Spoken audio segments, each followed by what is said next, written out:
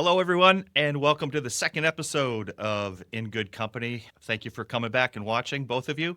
We really had a good time with our first episode talking with Chris DiPentima. And today, I'm really excited to have our guest, Michelle Nicholson, who I had the pleasure of watching speak just about a year ago today when she won Small Business Person in Connecticut, Small Business Person of the Year in Connecticut, and told her story, and it kind of blew me away. And my colleagues know I've been talking about her and her story ever since. And so I'm really psyched and pleased and honored that Michelle has decided to grace us with her presence. She's extremely busy with a business and kids, but yeah, she has a great story. I'm excited for her to share it with you, how she has evolved from maybe an accidental entrepreneur to a thriving business. And so, Michelle, welcome. Thanks for being Thank here. you. No, I'm so excited to be here. This is definitely the most official feeling podcast I've ever been part of. So, no offense Oh to my boy. past Oh boy. podcasts, but Well, you send me gear, so a lot of people are really impressed, Kevin, wouldn't you say, with Both our moms. our- Yeah. Both our moms are super impressed. yep. yeah. Yep. That's No, I about- mean, I feel like I can add some family members to the mix for you at the very least. Sweet. Excellent. Thank you. Thank you.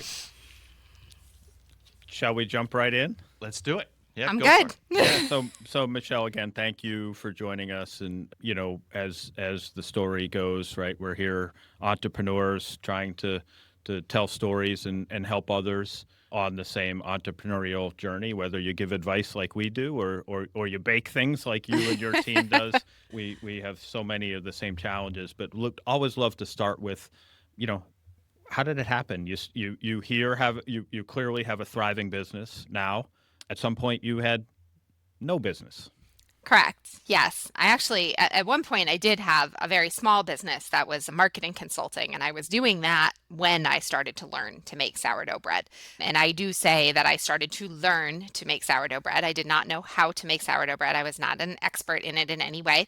In fact, the first many few loaves that I made were pretty terrible. I was not good at it at first, but I was very determined. I very much wanted to be able to make sourdough. I also feel like it's very important to note that this was in the summer of 2019, which was before the sourdough craze. I think that that's relevant. And so I started to teach myself to learn to make sourdough bread. And the worse I was at it, the more I wanted to get better. And the more I made, the more bread I had just hanging around my house. It felt very wasteful to just continue throwing it away. It felt mean to force my family to eat all of it. So I made a little teeny Facebook group. I'm definitely of the Facebook generation, so it seemed like the fastest place to go. So I made this little Facebook group, and every time I had a loaf of bread that was extra, which was fairly often, I would post that I had it. We're very centrally located in our town, my house is. And so a lot of my friends drive near my house on a daily basis back and forth to schools and sporting events. So if they were around, they would pick it up and grab it for free and take it home. And that was kind of where it started. It was exactly where it started. The situation happened that I did eventually get better at it. In fact, I got pretty good at it. And as I got better, my friends started asking, could we buy the bread? Like, I don't want to just wait for you to have an extra loaf. Like, I want to actually have it. So I went through the process of getting a cottage food license, which was a fairly new distinction in the state of Connecticut. It hasn't been around forever, but it has a lot of restrictions, but it did fit sourdough bread very well. So I was able to bake sourdough bread with my cottage food license and sell it off of my front porch with contactless delivery. I mean, we were all busy parents that were buying this at this point, and we would just, they would pick up the bread right off my front porch whenever was convenient for them. And they would either Venmo me or put cash in a box that I left on my porch labeled cash. And this is you're at this point you're baking and selling how many loaves of bread? Not very many. I mean, we're talking about maybe 3 loaves a day at the most. I remember calling my mom one time and being like, I made $50 in bread this week and just being blown away with the fact that I was able to sell it at all. But as I went along, I got better and better at it. And as it turns out, my system for sourdough bread was a really good one. It was something that people were really looking for. It filled a need that people were looking for, that sort of home cooked access, easy access to the product. And it was ahead of the sourdough craze. So I had established this business. I had done business work before a couple times. So I knew, I needed an LLC, and I did the basics to make sure that I was legal. Of course, all of the health requirements. And I really had everything up and running very well by November, December of 2019. And then, of course, March of 2020 came around, and my business. Sorry, what? Oh, right. And my business just exploded because I had contactless delivery and a product that you couldn't not only buy it in the store, you couldn't even buy the ingredients to make it anymore. Like, people couldn't even get flour. I don't know. Yep. It's crazy to think back on it, but you couldn't get yeast, you couldn't get flour, and you certainly couldn't get bread. So all of the sudden, Hebron, which is a small town, but it certainly has enough people to keep me busy, they had nothing else to do. I have so many friends that told me, the first time we left our house was to drive and go get bread off your front porch. And so, I think we just kind of grew, and this Facebook group went from 10 people to 20 people to 50 people to 100 people to 400 people in the course of a couple weeks, really. So, Michelle, let me interrupt you there for a second. Yeah, of course. And how much of at least the early stages of this journey is about sourdough bread, and how much of it is about the community of Hebron? And can you even distinguish? No, you really can't, especially when we got to the COVID era. So, I mean, in the initial part of it, it was a fun hobby that was about bread. It was about bread. It was about the craft and me being able to take some pride in what I was making at that point. Once COVID hit, it changed completely, because then it became a source of positivity. It became a source of entertainment, really, in a lot of ways for people. I mean, it's sad to say that that was entertainment at that point, but it was. And it was just, there was so much going on, and people were scared. Nobody really knew what to expect, even especially in those first couple months. And the community was looking for a way to rally, and it was almost a distraction, I feel like, for a lot of our customers, because at that point the business wasn't established with a brand.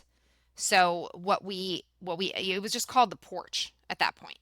And so the development of the business, the branding behind the business, was actually done on Facebook. And you can go back and see it because Facebook archives everything. So if you go through, I don't know why you would want to, but if you ever wanted to go through and look at these posts from 2020, 2021, you can see the evolution of the business and the votes from people. Well, I think you should call it this, and I pick this color scheme. I'm voting for this logo.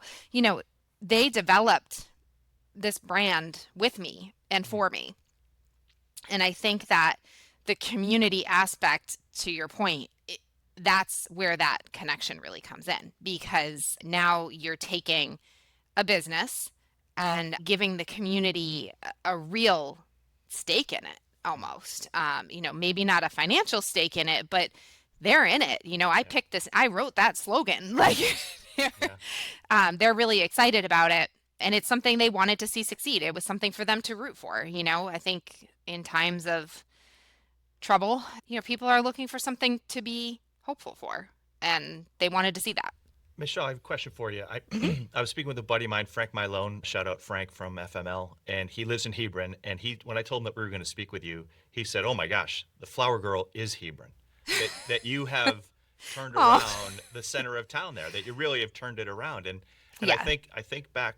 You are a proud mom of twins and a singleton. Yes, correct. As am I, as is Kevin. Yes. So when you reached out to the community to help you name it, Yeah. were you actually looking for help because you were overwhelmed, or were you thinking this is a good way to engage the community? Or No, I was thinking it was a good way to engage the community. I thought that people needed it. I think people needed something to rally around, and that was what I wanted to give them. And, I feel like it worked. And if you talk to our customers who were there in the early days, and they will proudly tell you that they were part of, I was one of the people who was on the porch, or I remember picking up, here, or they call themselves flower fanatics. It's a closed group now. We haven't let anyone into it in years. It's about 550 people that are in that original group that were part of the craziness that came along with it. And there was so much. I mean, naming it and branding it was only a piece of the puzzle, because at that point everything was flying very smooth. But it wasn't like that the whole time. No way. I know, right? Who would have think? So at what point does it become, are you clear that this is a real viable business? At what point does it go from a hobby to maybe a, $50 a week to this is a career. This is a viable business with I'm going to employ a bunch of people and so on and so forth.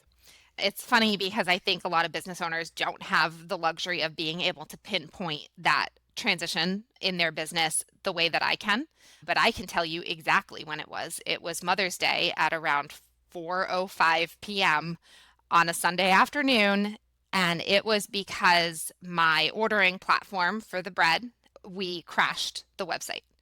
And I realized that we were no longer able to operate the way we were operating, because I know enough about marketing and business. I mean, I have a master's degree in business. I would never pretend that I was like, coming into this completely blind. I wasn't.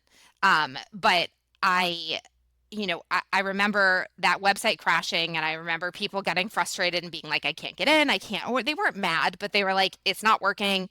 And I remember thinking, this isn't going to work anymore. We can't do this way anymore. So we need to either go big or go home. And so that was the moment where I had to make some tough choices, and what ended up being ultimately some really crazy choices to try to keep the business moving in the right direction while we tried to figure out how to overcome the very many hurdles that came up over the next 6 months or so. Crazy choices. I love that. So I think as an entrepreneur, you're starting up a business and it's just kind of coming at you fast and furious. What was one of those crazy decisions that you made, which at the time you're like, man, I don't know about this, but we got to go for it? Even now, I wonder about the choices that I made on that day. It's still, again, years of marketing experience behind me. I have never done anything or advised a company or client to do anything as crazy as what I did that day, which was shut down my ordering platform for a week. And I started a lottery system for my bread. So I opened a lottery every Monday. People could put their name in the lottery. It closed Thursday night at midnight. And on Friday, I would randomly draw 50 to 75 names, however many orders I thought I could do the following week. And those people were allowed to purchase one item when the menu posted on Saturday. And when I told people, and this was not the only time I've told people about an idea and had my closest confidants tell me that I was nuts, but I told people I was going to do it this way, and they were all like, you've lost it. No one is going to do this. But you know what? There was nothing else to do during COVID. So thousands of people every week would enter their name into the bread lottery.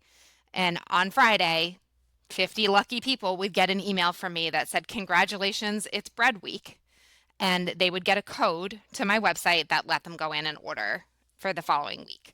And we operated with that lottery system for 6 to 8 months, I want to say, while I tried to figure out what my next steps were, which obviously could not include my home kitchen anymore. You were still baking in the home kitchen, no storefront. Just correct. Wow. Yep. But we had to contain it because people would lose interest. Right. Is this your sole job at this point? Yes. In addition to being the mom of 3. In addition to being the mom of 3. And I'm also heavily involved in a lot of boards, and I try to help and give back to the community around me in every way that I can. But it's the only thing I get paid for. So at this point, you've made this decision. You have people helping you? You are doing it all by yourself? No, I'm still flying solo at this point. The help comes very soon after this, though. So we're starting the lottery system. I know that I need to do something. I am not really sure what to do. I'm struggling.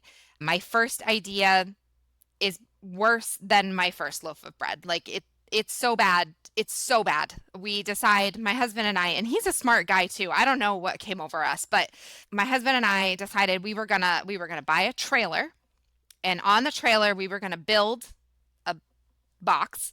I was gonna bake out of the house, and we were gonna fill the box with the bread, and we were gonna put some poor teenager in it, and they were gonna sell the bread out of a parking lot, and that's how we were gonna do it, as a bread box. And we bought the trailer and we built the box.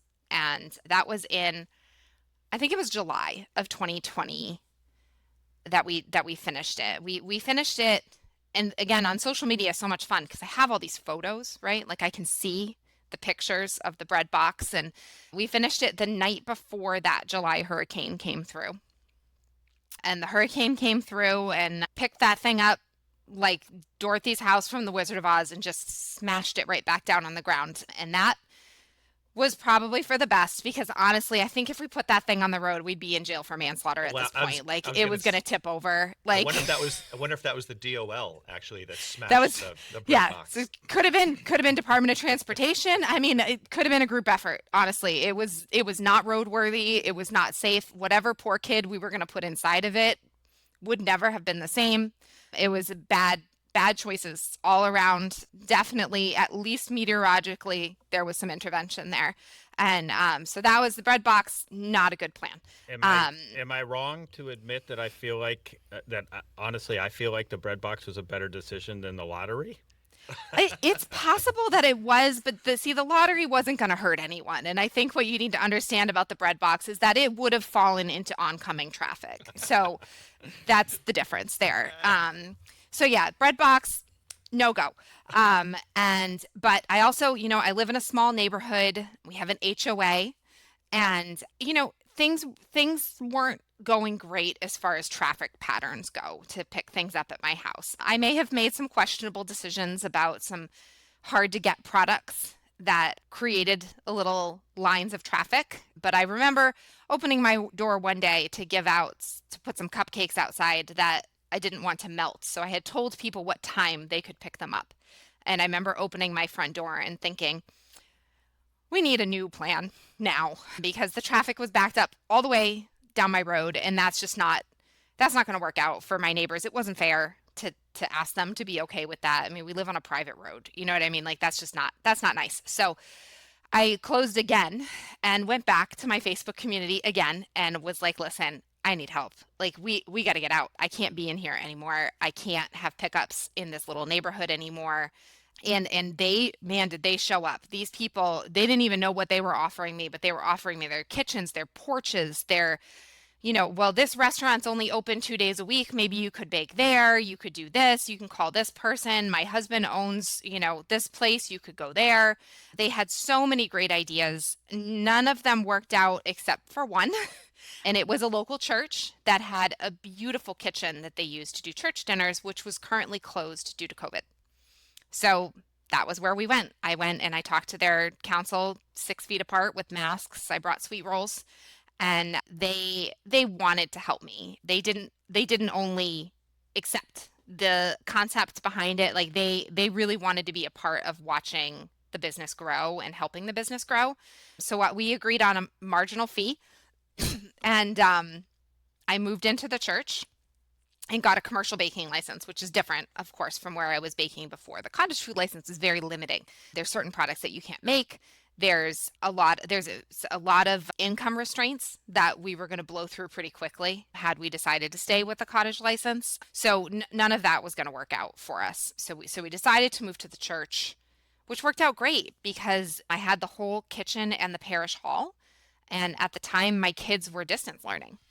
So I still have a really cute picture of my son in his kindergarten class at the end of the countertop.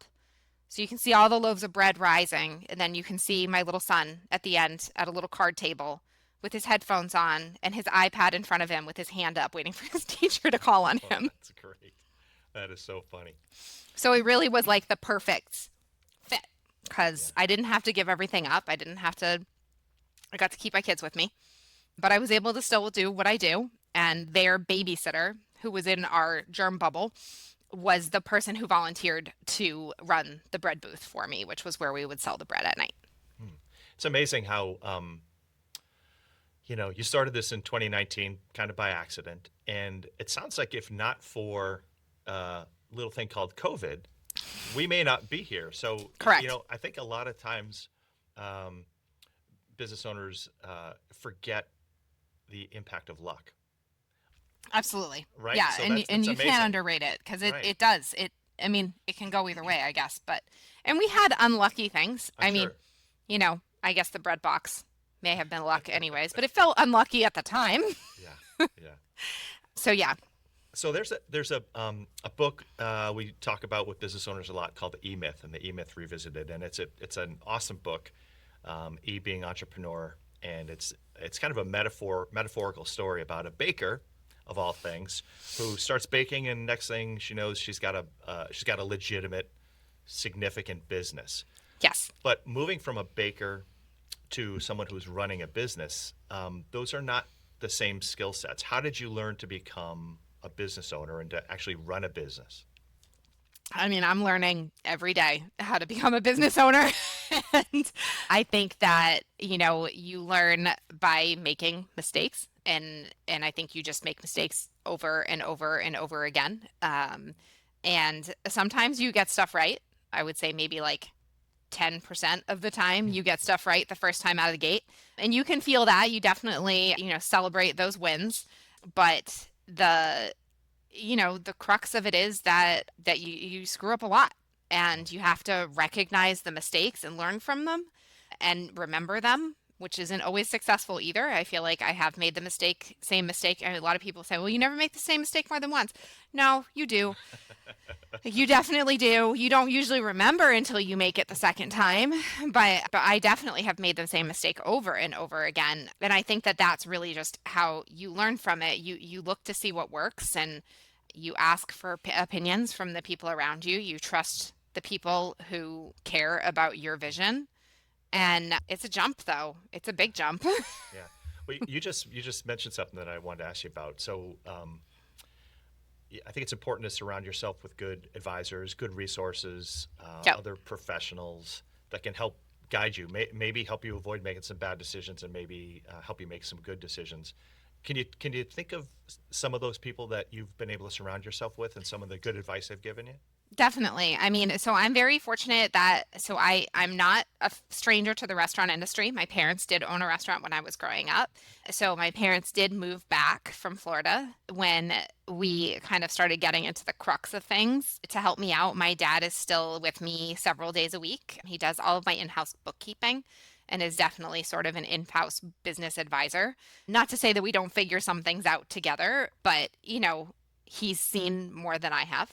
So there's a lot there. I was very fortunate to be paired with a SBDC advisor very early on, which is a free program run out of Yukon by the SBA.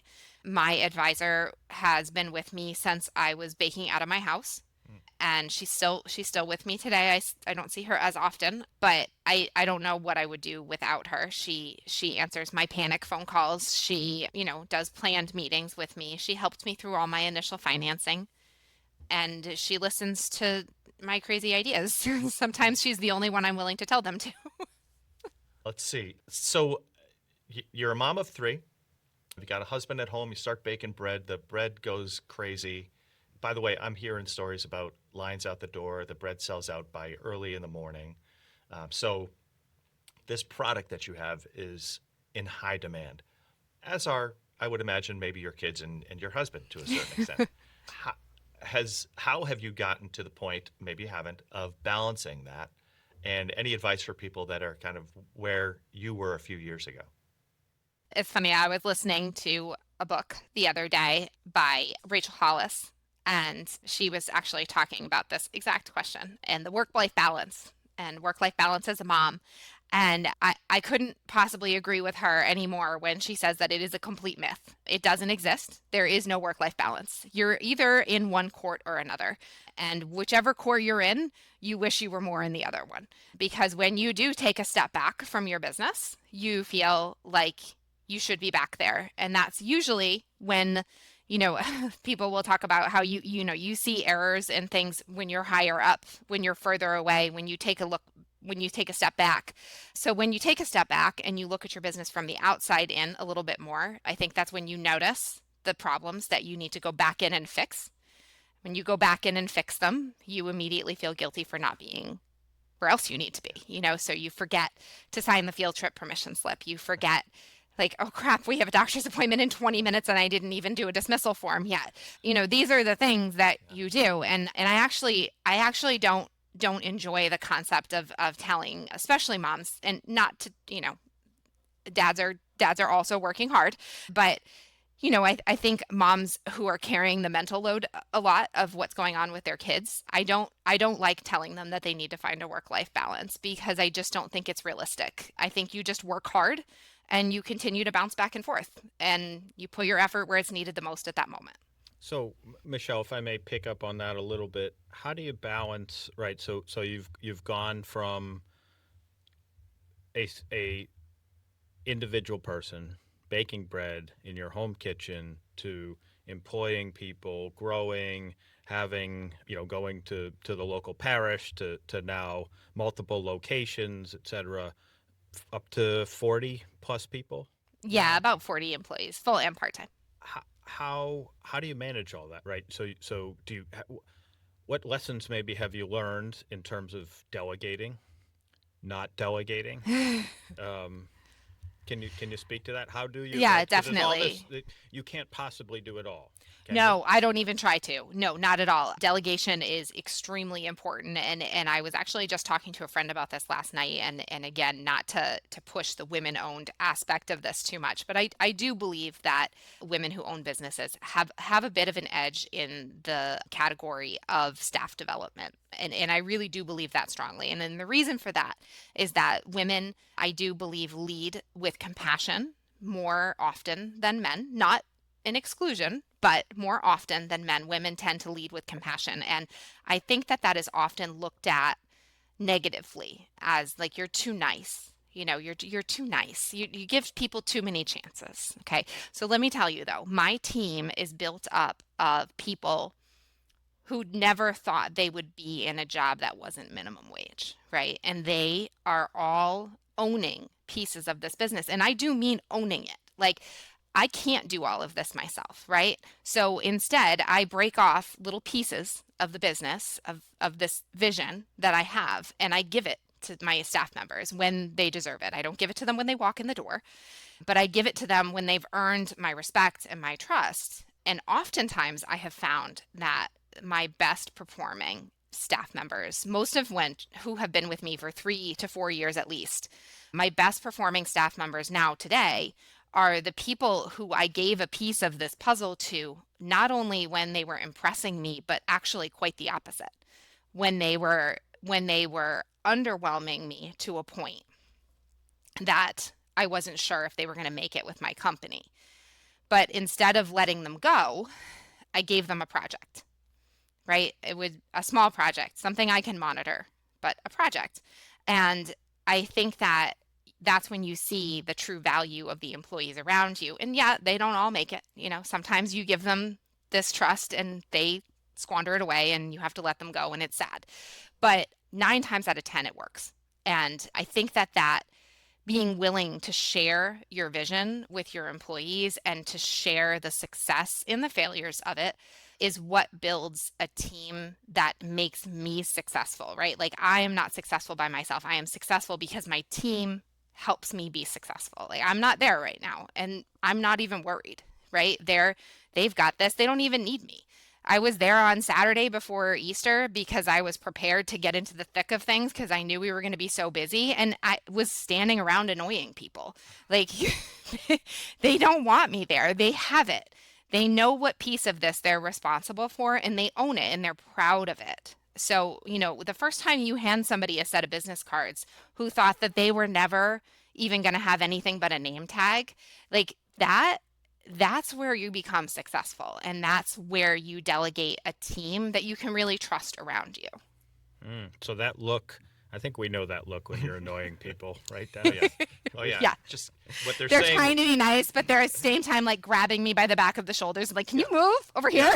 It's so we got this. Get out of the way. Please, Right? It's that. please. It's that look. Yeah. Yeah.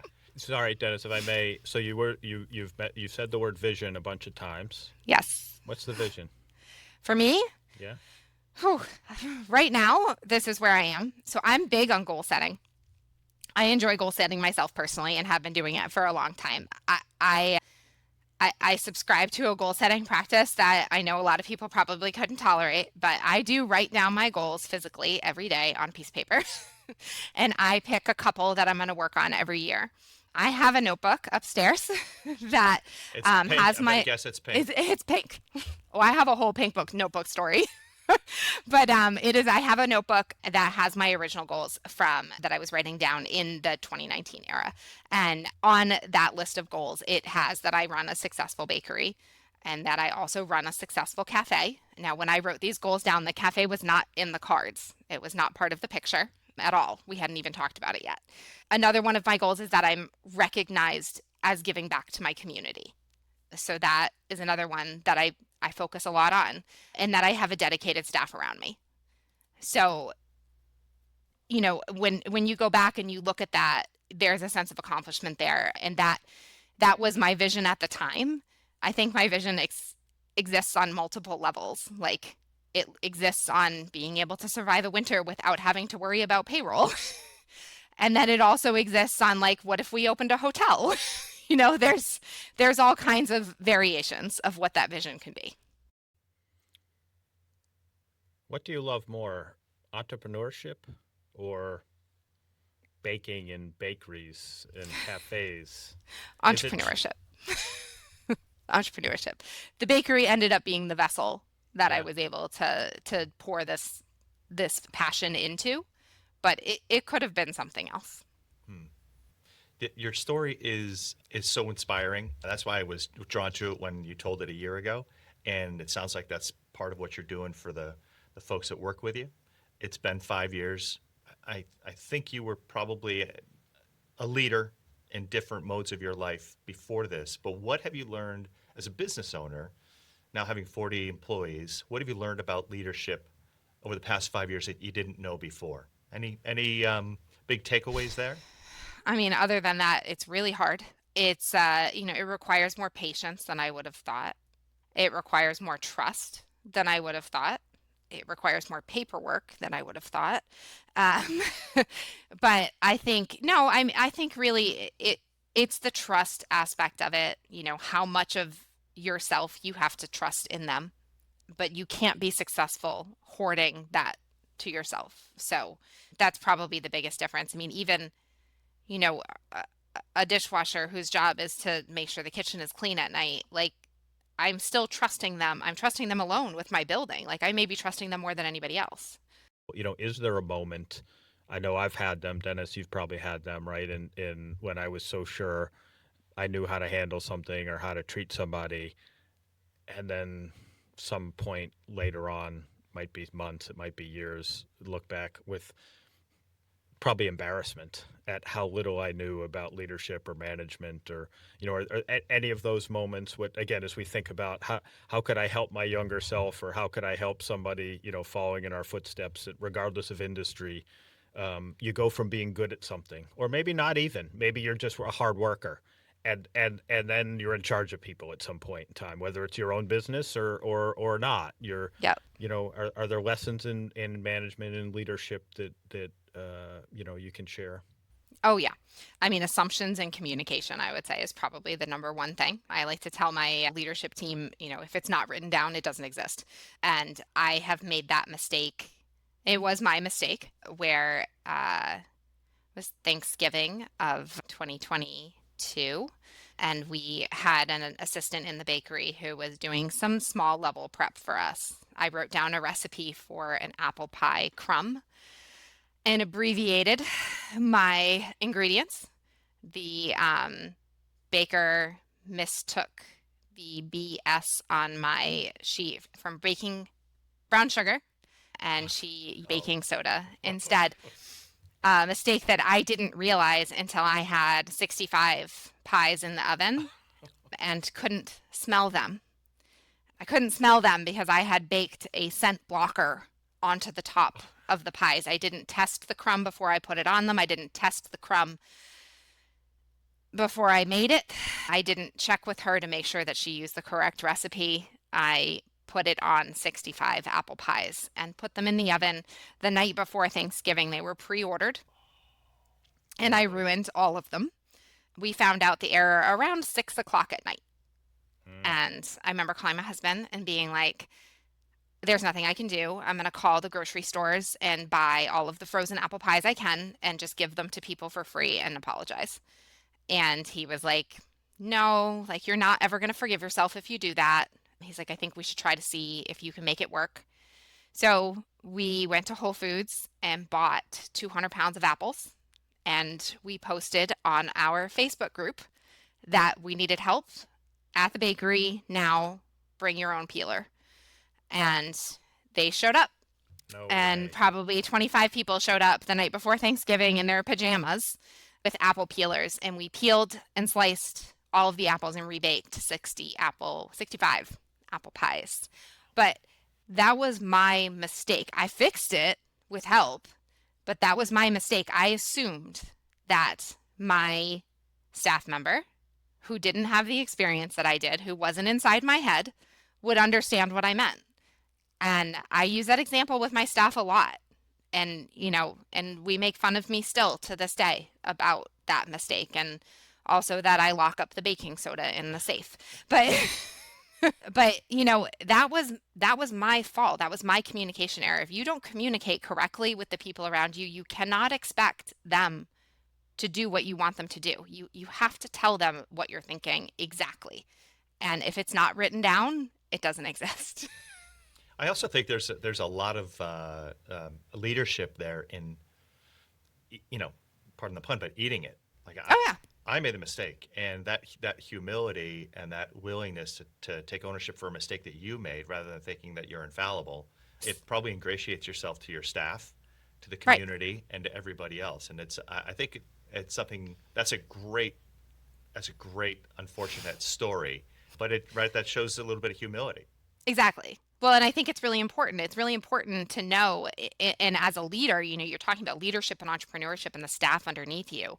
The key is that their mistakes are my mistakes, right? It's never them alone, ever. I don't care if they've done something insane in front of a customer. It is still my mistake. You know what I mean? Like I hired them, I guide them, I lead them, I leave them in charge. If they make a mistake, it is ultimately on me. I would never ask them to shoulder it alone because they are working in my vision.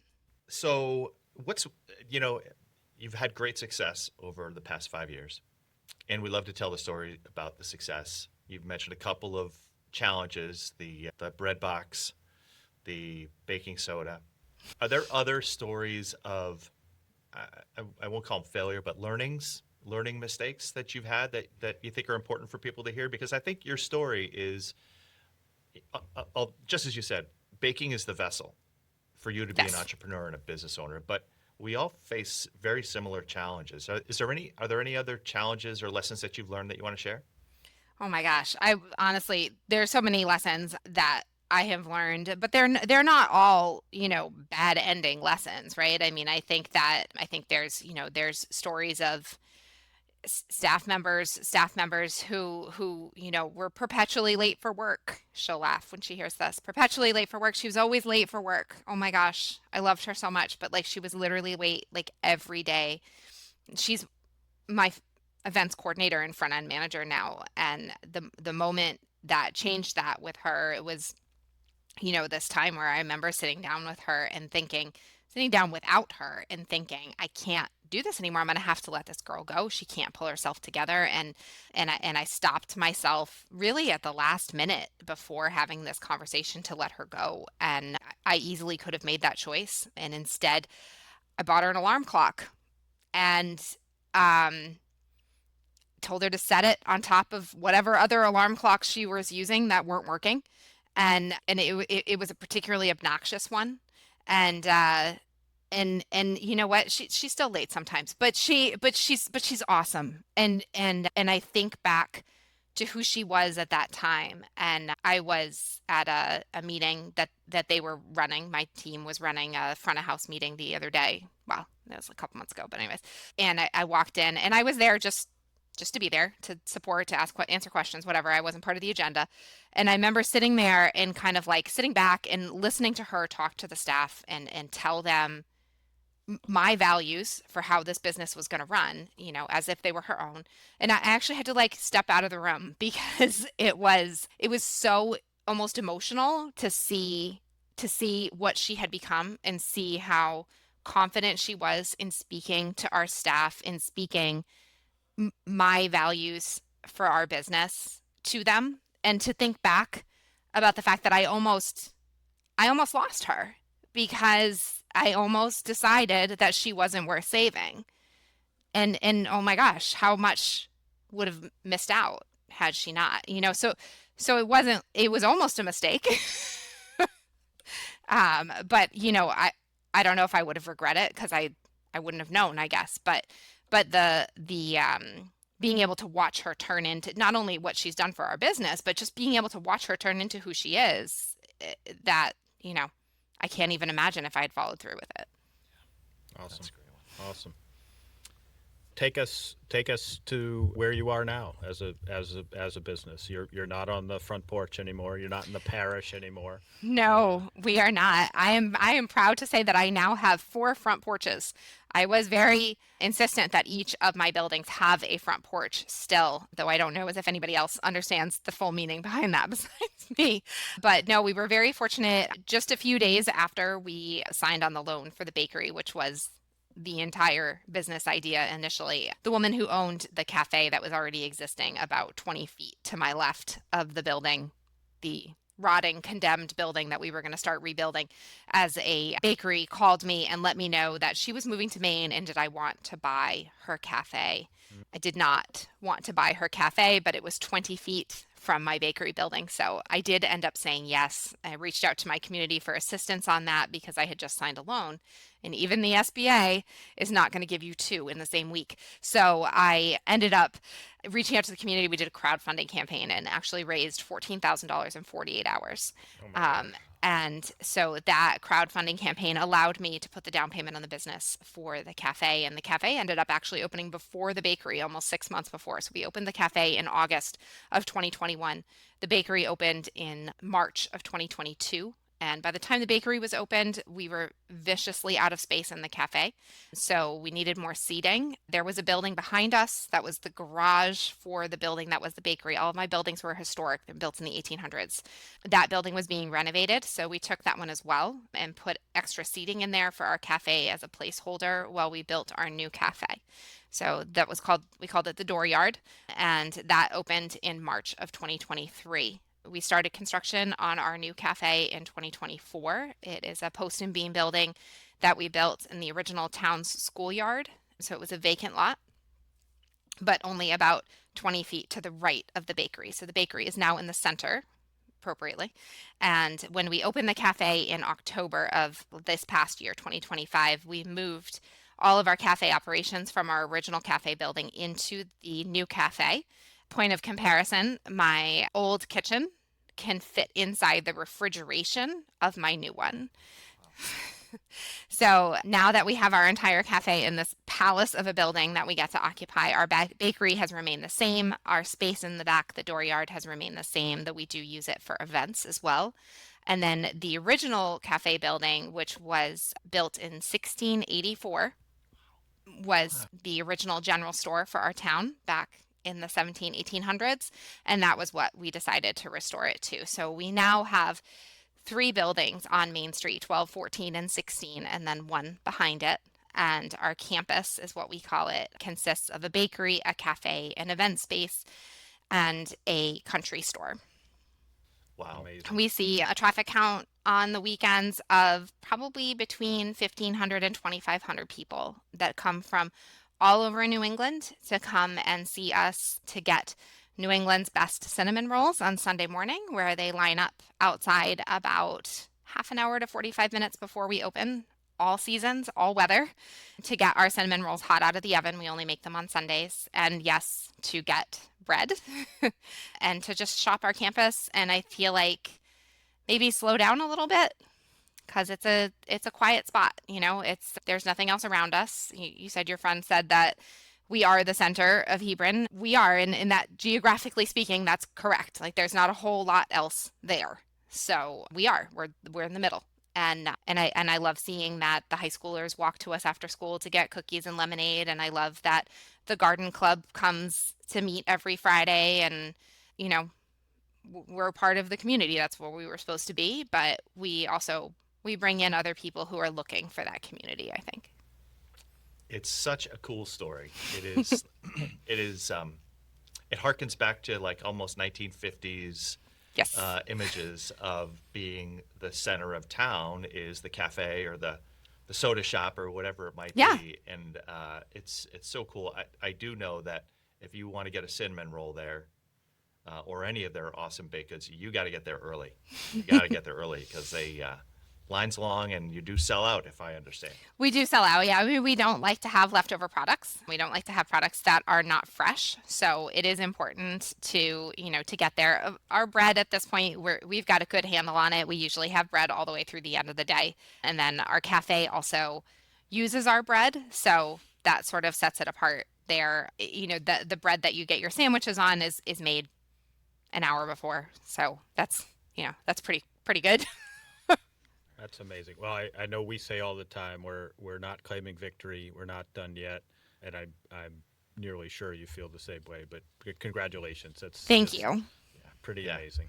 Yeah, it's really, as I said, it's inspired. Your story's inspiring. It's exciting. It's funny, and I really appreciate you taking the time to share it with us and both of our listeners.